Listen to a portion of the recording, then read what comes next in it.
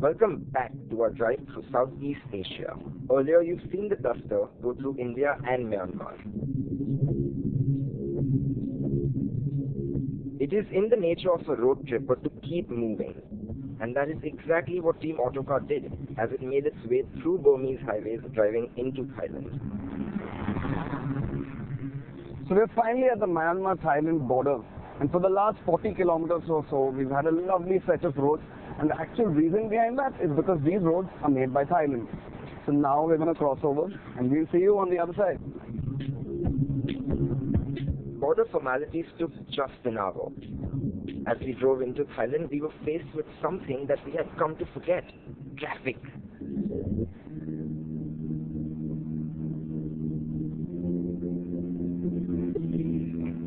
The next day, however, started on a familiar note, stuffing the Duster's roomy boot with luggage. That done, it was time for some local sightseeing.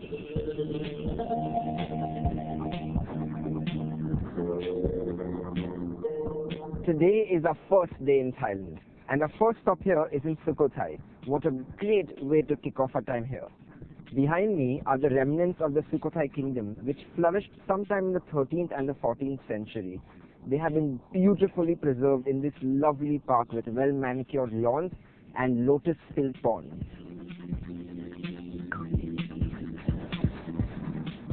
Leaving the UNESCO World Heritage Site behind us, we made our way towards Udon, Thani.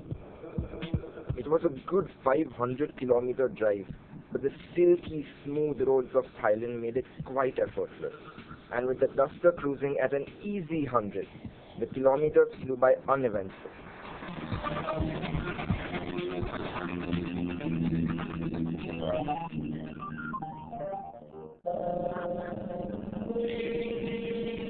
Udon Thani threw up its own little adventure, thanks to a tuk-tuk and its enthusiastic driver.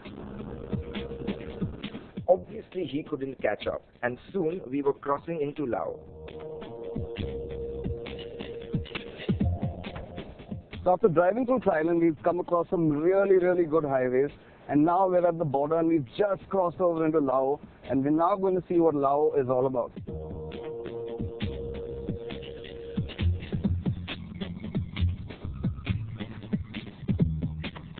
Today we have finally made it to Laos, the third country on our Asian road trip.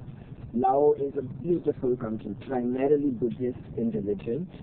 Evident in the fact that right now we are standing in the national monument of this country, the Luang Stupa. Behind me is a massive reclining Buddha, said to represent one of the 7 stages of Nirvana according to Buddhist culture. Over the next couple of days, we are really looking forward to exploring this country. With more than half a day to spare, we donned our tourist hat and set off to explore the bohemian vibe of Laos. It was really laid back. Even the busy night market was relaxing.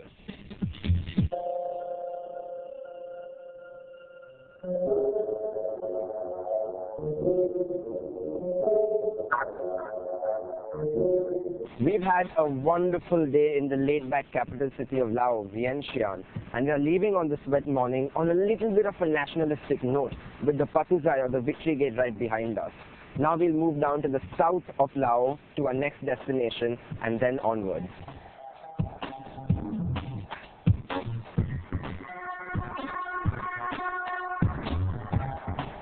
So today we are driving from Vientiane to Savannakhet. It's about 500 kilometers odd. The highway is good, well surfaced, but it's narrow, so it's slow progress. But the good thing is that it's a sunny day after a very long time on this drive. So it's really nice. The roads have been very civilized over here, but a good reason could be, again, our guide Mana, he told us that driving in Laos is like meditation. I was like, okay, and he was like, yeah, because everyone in this country has a very laid-back lifestyle. Everyone does everything on their own time. It's a lot like Goa. And he said people just don't like speeding over here. You know, it's not that the rules are strict or they've been imbibed with a great road sense. They just don't enjoy the whole act of speeding over here. So that might be one of the reasons why it's called so chill. You know, I feel like this road trip has been way healthier than the other ones, because normally we have the usual barrage of chips and biscuits and whatnot, but here you don't get snacks. You just don't get snacks. We get fruits and fruits and fruits or cooked food everywhere. So you know, it works out well in the long run. The next day's drive to Savannakhet included a pit stop at the beautiful riverside city of Thakhek.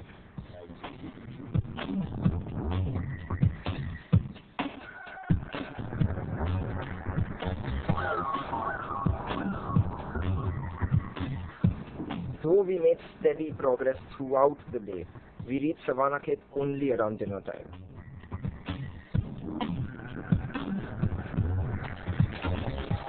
Whew. I just got done with dinner in Savannakhet in Laos, and oh my god, my lips, my mouth, everything is on fire. Food in Laos is insanely spicy. People love their beer, they love their pork, they love their fish, and come to think of it, it's not that different from Goa.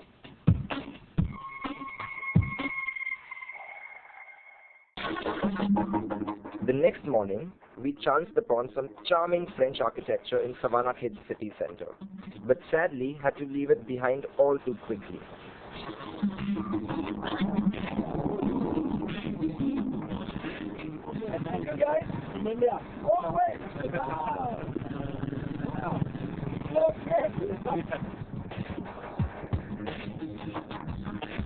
Today's been an interesting day in Laos.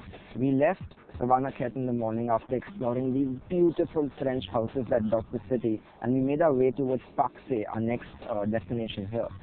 The drive was very interesting. You know, for the most it was straight, empty roads, bright and sunny, beautiful weather, and then suddenly it starts raining and pouring, cats and dogs. It was just hectic. But by the end of it, we reached here, the Wat Phou Temple. And we've come here to the Wat Phou ancient temple, which was built around the 11th to 13th century, and it's got these ruins at the bottom that are just spectacular. So after that, we climbed up this massive set of steps, which, you know, just winded all of us.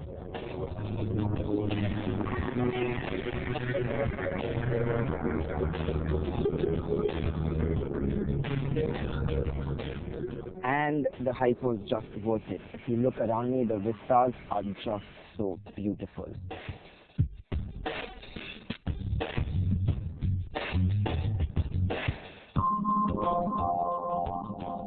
The city of Pakse, though, had its own structures and monuments to show off.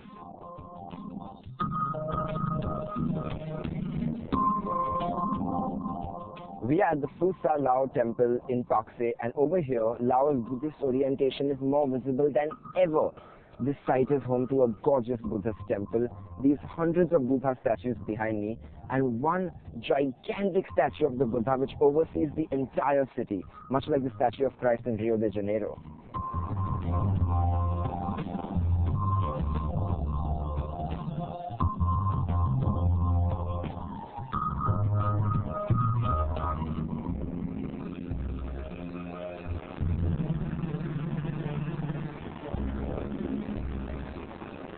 Behind me is one of Laos' most important natural monuments, the Phapheng Falls.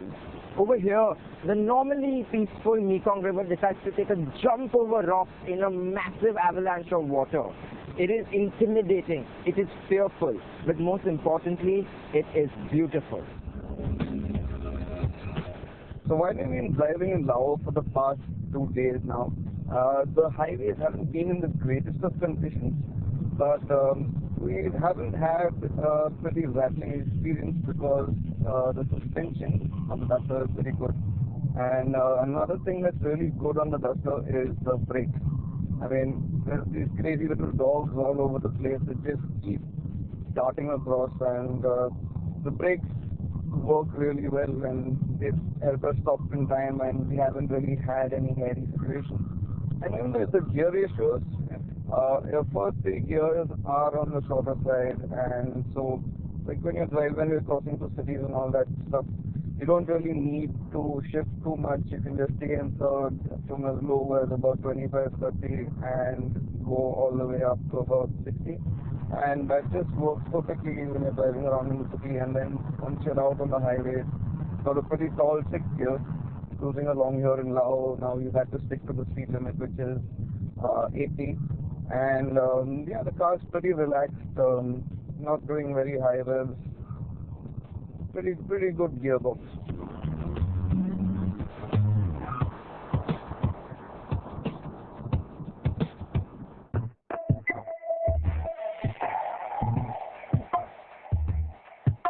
So after 3 really relaxed days of driving through Laos, we're now at the Lao-Cambodian border crossing, and we're going to cross into Cambodia now. So let's see what Cambodia has in store for us.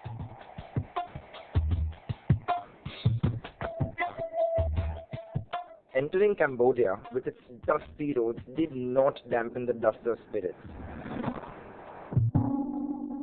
but it certainly filled us with bittersweet emotion.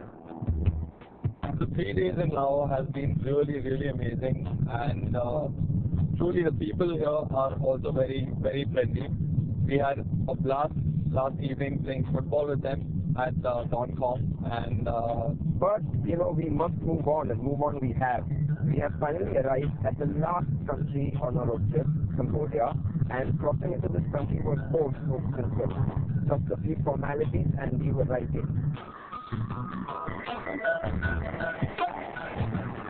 By sundown, we trundled into Siem, home to the majestic destination that would flag our finish.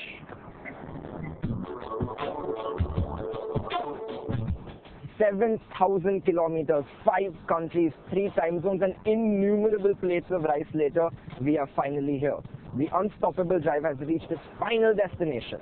what an amazing drive it has been, all the way from India to Cambodia. So many countries, so many highways, bad roads, good roads, fantastic roads. It's been absolutely amazing.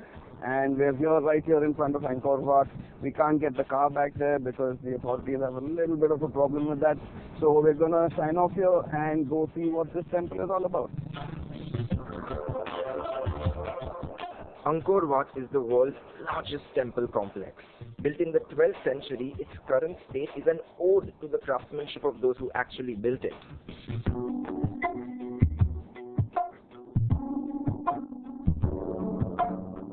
As we explored its imposing architecture, surrounded by thousands of tourists, we wondered, with the AH-1 now so accessible, will we see a new breed of adventurous Indian tourists driving to Southeast Asia instead of flying? Well, the Duster Drive has certainly shown them the way.